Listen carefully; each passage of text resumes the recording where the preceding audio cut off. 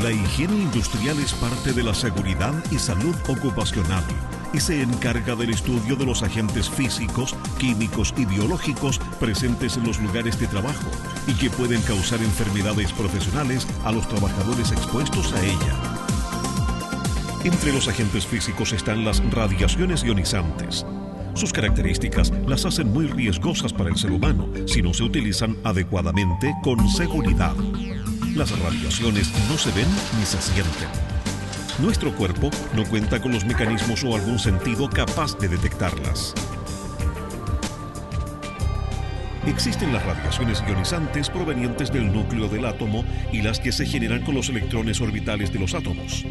Como parte de las que se generan en los núcleos atómicos, las más conocidas y utilizadas son las radiaciones alfa, las radiaciones beta, las radiaciones gamma y los neutrones.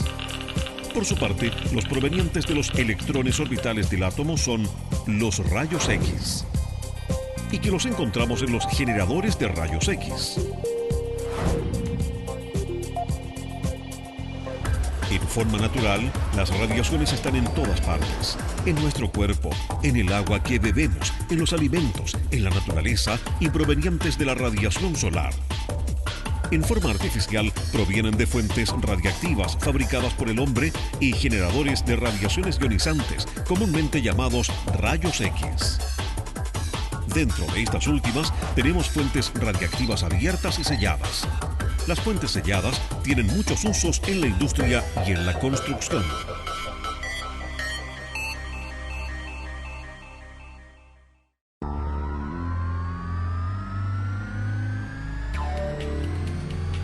En este video nos ocuparemos de los rayos X, su origen y espectro. Partiremos sabiendo que los rayos X tienen su origen en los electrones orbitales de los átomos. Un tubo de rayos X se compone de cátodo. Es el electrodo negativo del sistema y está constituido por un filamento metálico que, al ser calentado hasta la incandescencia mediante corriente eléctrica, emite electrones que son acelerados por una diferencia de potencial hacia el ánodo. El ánodo es el electrodo positivo del tubo, conocido como blanco. Se utiliza enfrentando el cátodo y se construye de algún metal de alto número atómico, generalmente de aleaciones de molibdeno y tungsteno. Finalmente, la ampolla de vidrio al vacío alberga al ánodo y cátodo. El equipo para producir rayos X es realmente muy simple. Dentro del tubo, el cátodo dispara electrones energizados a un blanco llamado ánodo. Los fotones de rayos X se generan por un proceso atómico inducido por los electrones energizados que, al impactarse sobre el blanco de tungsteno, son frenados violentamente, perdiendo energía, emitiendo diferentes longitudes de onda en forma de rayos X. En suma, los rayos X son fotones de alta energía, tal como la luz visible ordinaria, excepto que tienen más energía y una longitud de onda más corta, lo que permite que atraviesen la materia. Los rayos X pasan a través de la materia y, dependiendo de la densidad, pueden pasar parcialmente a través del cuerpo de las personas sin que éstas lo sientan. Las aplicaciones de los rayos X son conocidas en el campo de la medicina y odontología, como por ejemplo radiografías, radioscopías o tratamientos de radioterapia. Otras aplicaciones las podemos encontrar en la industria e investigación científica. Las áreas claras y oscuras se producen cuando se expone la materia sobre una placa fotográfica a los rayos X. La placa comienza casi blanca y cuando los rayos X la impactan, esa sección de la placa se vuelve más oscura. Esto significa que diferentes cantidades de rayos X están llegando a distintas partes de la placa. Dependiendo de la densidad del área a radiografiar, pasarán más o menos rayos X. Algunos rayos X consiguen atravesar la materia cuando la densidad es baja. Cuando el área del cuerpo a radiografiar es de baja densidad, parte de los rayos X consigue atravesar la materia. En cambio, cuando dicha área es más densa, mayor cantidad de estos quedan dentro del cuerpo. Parámetros que determinan la aplicación de los rayos X. Miliamperaje determina cantidad de rayos X. Kilovoltaje determina la energía de los rayos X. Tiempo de exposición es determinado por el operador. Distancia foco-objeto determina el área a radiografiar. Dependiendo de la aplicación se deben considerar filtros. En las aplicaciones médicas, la radiación ideal es monoenergética. Se trata, por lo tanto, de utilizar los pics característicos, lo que se logra mediante filtros de aluminio y cobre que se colocan en la ventana del tubo. Seguridad y rayos X. ¿Por qué los rayos X pueden producirnos daño? Acabamos de ver que los rayos X entran en la materia, pero no todos ellos salen. ¿Qué ocurre con los rayos X faltantes? Los rayos X faltantes son absorbidos por el cuerpo y su energía es transferida al medio y luego desaparecen.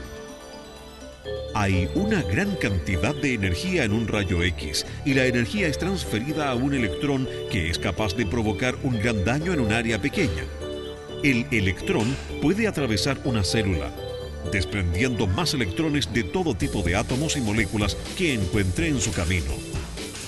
Los rayos X absorbidos entregan toda su energía a un electrón y el nombre técnico de este proceso es conocido como ionización, porque al quitar electrones hace que los átomos y moléculas se conviertan en iones. ¿Cómo utilizaremos las radiaciones ionizantes en forma segura para que no nos causen daño?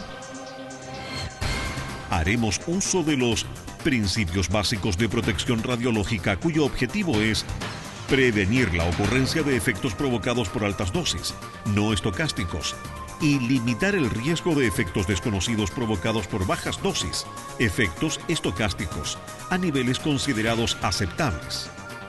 Esto se obtiene limitando las exposiciones individuales de los trabajadores y justificando la práctica. El sistema de limitación de dosis está compuesto por los siguientes requerimientos. Justificación de la práctica.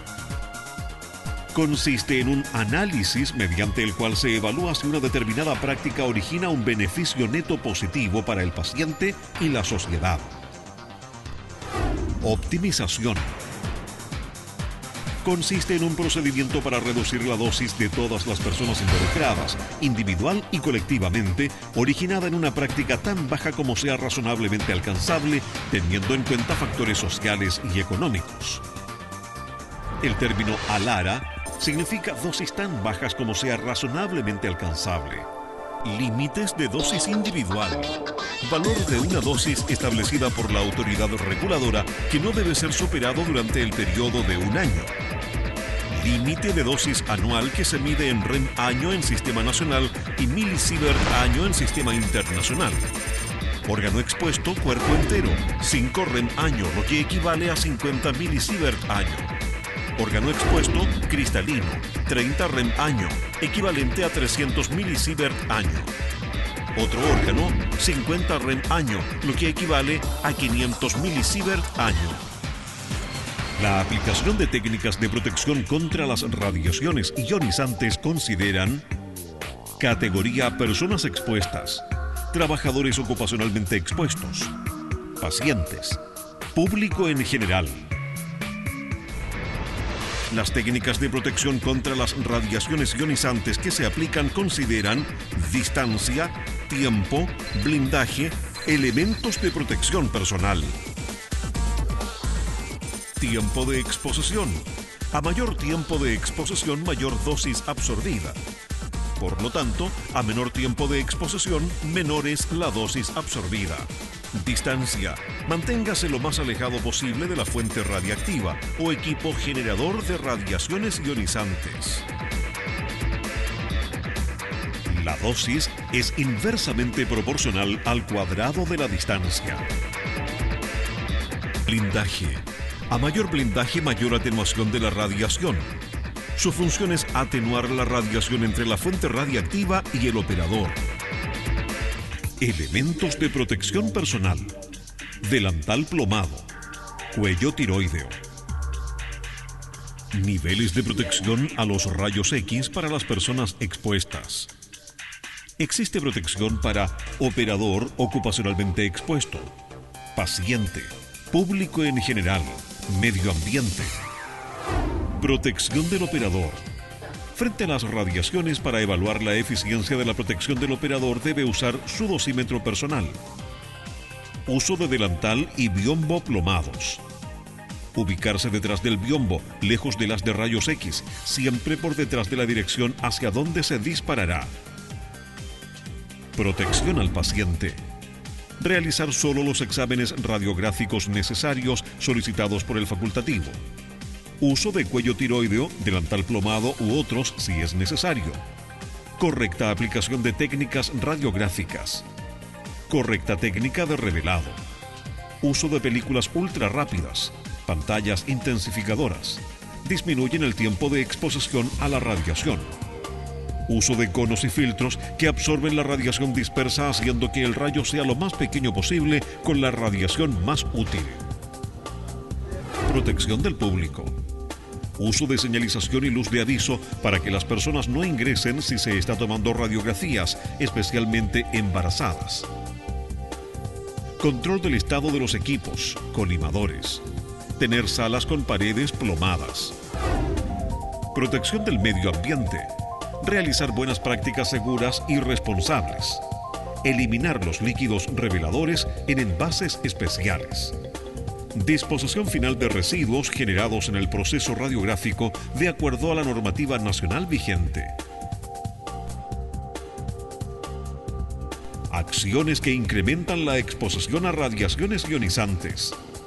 Ingreso, circulación y permanencia de personas en salas de irradiación o práctica cuando se está desarrollando el procedimiento radiológico. No utilizar los elementos de protección personal y accesorios.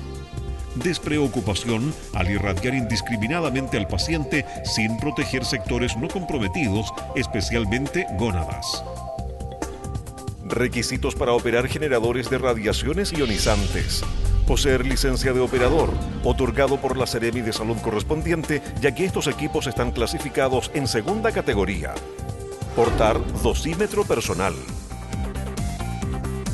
Las radiaciones ionizantes no se ven, no se sienten, y nuestro cuerpo no es capaz de detectarlas.